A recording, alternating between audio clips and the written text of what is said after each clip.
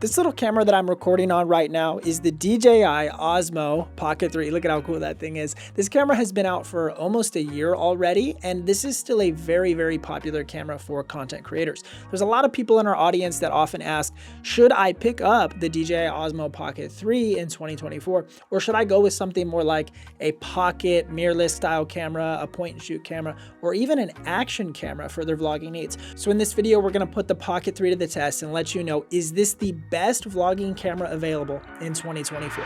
You gotta just press record. The first thing you'll notice about this camera is its really nifty touch screen that also flips horizontally and vertically for creating content. This is such a great option for both long form content and short form content for social media. A lot of people are looking for a camera that they can use for both vertical social media creation to create like YouTube Shorts and Instagram Reels and TikToks, and they want to be able to use that camera for long form video recording as well. So you can set the Osmo to auto rotate when you flip the screen either horizontally or vertically, and then it will flip the orientation that you're recording based on what you have the screen oriented in. The menu and the user interface for the Pocket 3 feels really intuitive, and it's really easy to change your camera settings as well as play back your video files, and you can kind of scrub through your video clips to make sure your take was exactly how you wanted it to be. And you can also monitor your audio levels. Right now I'm recording on the DJI Mic 2, and we'll talk about audio in just a second, but I can see my audio levels here on the screen, which is really, really helpful. So right now I have the camera in selfie mode, but with a simple click of a button on the screen, I'm able to rotate the gimbal to face outward towards like a subject or my scene, and then I can flip back really seamlessly. So it's such an easy process from filming yourself to then switching the camera's orientation to film away from yourself. So the Pocket 3 is really easy to use, but what about image quality? Well, in my experience, the quality of this camera sits somewhere between a really nice cell phone camera, so like the rear-facing main camera on the iPhone 15 Pro Max, and then an APS-C mirrorless camera. So I'm currently shooting on the Sony FX30. Let's even kind of put this Pocket 3 up here, sort of where my camera is, and you can see the comparison between the two. I'll kind of switch back and forth a couple times so you can see the difference in image quality. And I'd say, obviously, the larger sensor of the APS-C camera is going to give better depth of field. It's going to make the background look a little bit more blurry and whatnot. But overall, I'd say the image quality on the Pocket 3 in this 4K resolution actually looks really, really good. Speaking of resolutions, we have some great resolution options. You can shoot 4K up to 60 frames per second in standard modes, so just standard shooting modes. But there's also some slow motion modes where you're able to shoot in 4K at 120 frames per second, as well as 1080p at 240 frames per second. There's also a low light video mode that I tested out when my family went to OMSI, a really big museum in Portland, Oregon. And a lot of the exhibit halls were really, really dark. And I was really surprised at how well this camera held up in those low light situations. Certainly not as well as a full frame or an APS-C mirrorless camera would have held up in that low light scenario, but definitely better than an iPhone or a lot of the smaller action cameras would have. All right, this museum is absolutely wild. But anyways, one of the coolest features of the Pocket 3 is its ability to actively track a subject. So right now, I have it just set on this bench on this little tripod stand, and it's able to track me wherever I go. So this is awesome if you don't have a second shooter. Like my wonderful wife is kind of my second shooter. She always takes great footage of me, but if you don't have that, you're able to use this camera, set it up in active track mode, and it's able just to kind of track you wherever you go. So such a cool little feature, especially if you are someone who vlogs alone. So the Pocket 3 is, of course, not just a camera, but also a gimbal. So wherever you go, you're gonna get buttery smooth footage with this thing. You're not gonna have kind of that shaky handheld camera look that you would ordinarily get. No matter where you go, it's gonna be nice, smooth footage. Right, babe? What? It's always gonna be buttery smooth because of the gimbal? Yes. Yes, thank you. Now, you obviously want really good battery performance out of your vlogging camera, so you don't have to have a bunch of battery packs on you and be recharging the camera throughout the day. And I'm pleased to say the battery performance on the Pocket 3 is really, really good. At 2 hours and 22 minutes, we got a only 10% battery remaining warning indicator on the unit. So that's kind of cool that it flashes really brightly at you like, hey, only 10% battery left. I ran a long form video test to see if this camera would ever overheat in my studio, as well as to see how long the internal battery would last. Not with the additional battery pack, just with the standard Osmo unit with no additional battery power supply or anything like that. And the unit ran for over 2.5 hours, which is honestly mind blowing. It just died.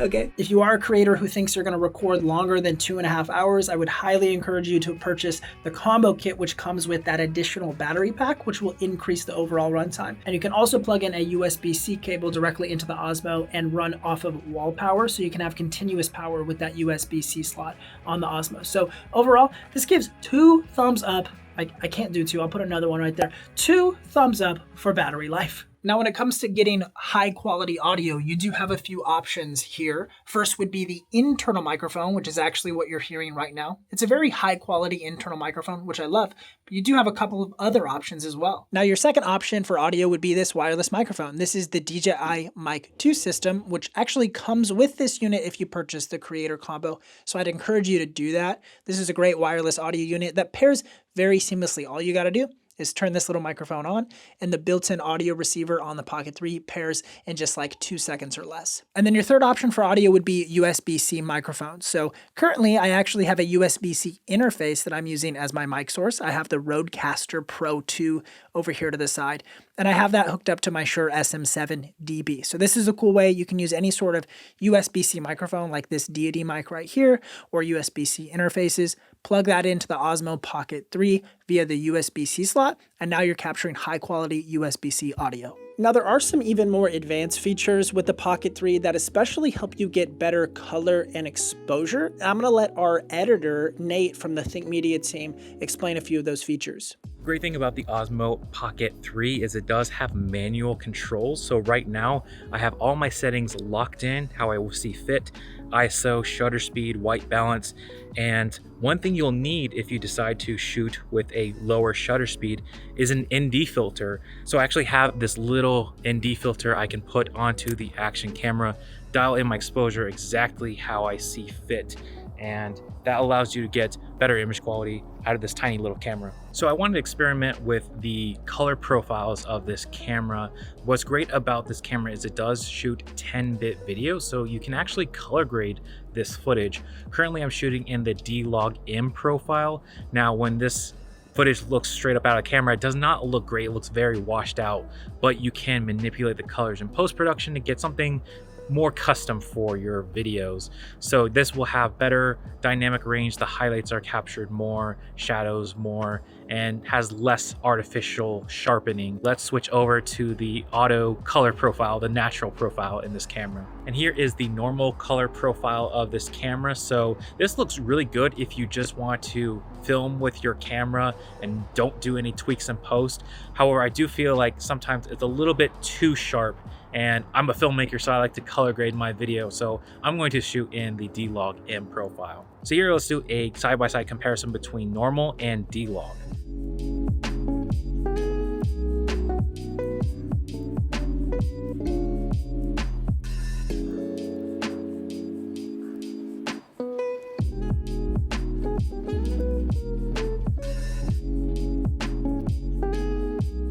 The normal picture profile is great when you just want a quick turnaround. You want it to look pretty decent out of camera.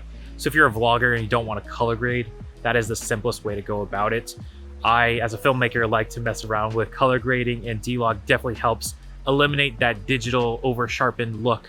So currently with all this footage I've been shooting in D-Log, I've been using the LUT supplied by DJI, and quickly with just one adjustment, you can get a really decent look without many tweaks in post-production. Thanks so much for those tips, Nate. Super helpful. Now, back to our main question. Is this the best vlogging camera in 2024 for creators? In our experience, I think the answer is very clear. Yes. Yes, it is. If I was going to go out and vlog today, I have a ton of options laying around the studio. We got action cameras. We got small point and shoots. We just got this camera, actually, that just came in, the ZV-E10 Mark II. If I was going to go out and vlog today, the first camera that I would reach for would be the Pocket 3. But also, don't think that this camera is just limited towards vloggers. This camera can do a lot for filmmakers, creators, YouTubers. We didn't even dive into the fact that this camera can be used as a high quality webcam. So streamers or people who run video coaching businesses, or you want it for Zoom calls, you all could leverage the Pocket 3 for your live stream needs. There really is just so much that this camera can do. If there's anything else you're curious about in regards to the Pocket 3, let us know down in the comments below and we'll be sure to help you out. If you want to see a comparison between the Pocket 3, the Sony ZV-1 Mark II, and the Canon V10, check out this video right here so you can see how all three of those stack up against each other, and we'll see you in the next video.